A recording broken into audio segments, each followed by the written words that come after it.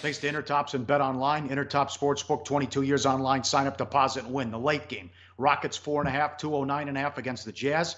Houston and over money series tied at 1. Adjusted series price, Houston minus $6. Mitchell was terrific in game 2, at least getting the teammates involved, filling in for Rubio. He didn't shoot it well, but they were 15 to 32 from 3. Crowder was knocking it down. Ingles hit 7 threes. They had a 19-point lead in the second quarter. Rockets came back to take a 5-point lead, and then they also had a 2-point lead in the fourth quarter, and then the Jazz closed them out with a big run.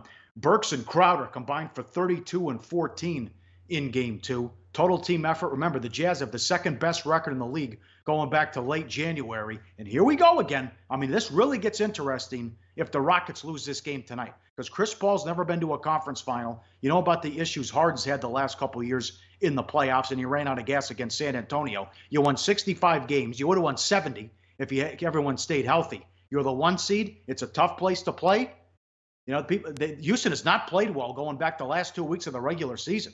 So we'll see if they show up. Eric Gordon's not played well. Tucker played well in game 1, but didn't shoot it well in game 2. The supporting cast hasn't been there. Guys like Ryan Anderson. It's been 3 guys, Capella, Harden, and Paul. I'm waiting on Ariza and some of these other guys to knock down some shots. They had that 50-point third quarter against Minnesota. Other than that, they've been average.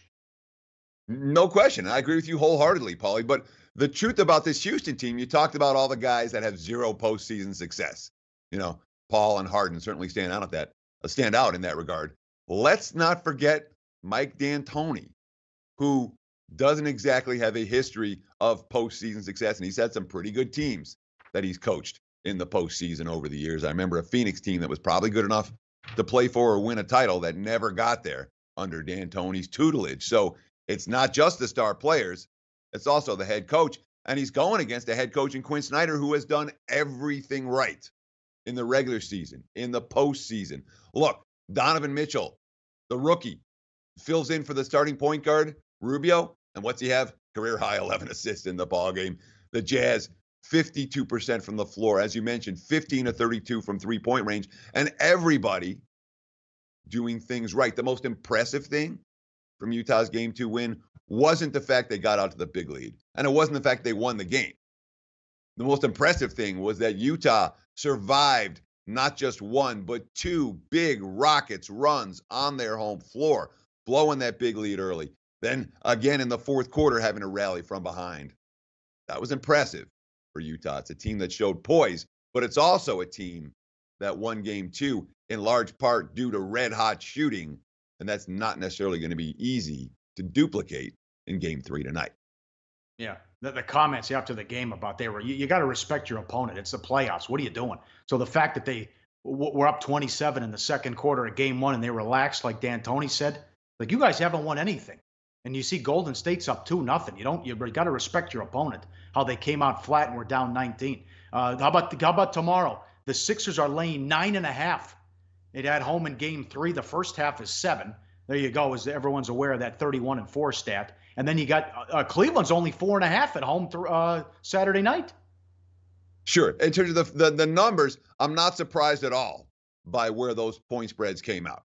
With Philadelphia as road chalk in Boston in each of the first 2 games. Yeah, hell yeah, they're going to be, the money's actually come on the Celtics in that. That opened 9.5, even 10 at one influential shop. And the early money has come on Boston. Obviously, we're talking about undervalued commodities. The Celtics have been there. The Philadelphia 76ers certainly were against Miami in the first round, but they have not been in this series. The other series, we're still seeing the residual value of the regular season. All right. Toronto, 6.5 at home. Cleveland, 4.5 at home. That's based on regular season numbers. And even with the Raptors fighting for their playoff lives, there's certainly a team that a pretty substantial portion of the marketplace does not trust.